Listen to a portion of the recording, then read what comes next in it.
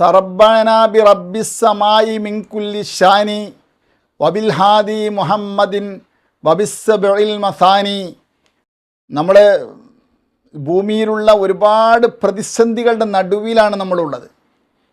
ആത്മീയമായി നമ്മളെ പറ്റിക്കാനും ചതിക്കാനും ചതിക്കുഴിയിൽ വീഴ്ത്താനും പിശാചും ജിന്ന് തുടങ്ങി പലവരും നമ്മെ വേട്ടയാടാൻ ശ്രമിക്കുന്നു. ബാഹ്യമായ ശത്രുക്കൾ വേറെയും. എല്ലാവർക്കുമിടയിൽ നമുക്ക് കാവൽ തേടാനുള്ള വഴികൾ അള്ളാഹു ധാരാളം വെച്ചിട്ടുണ്ട്.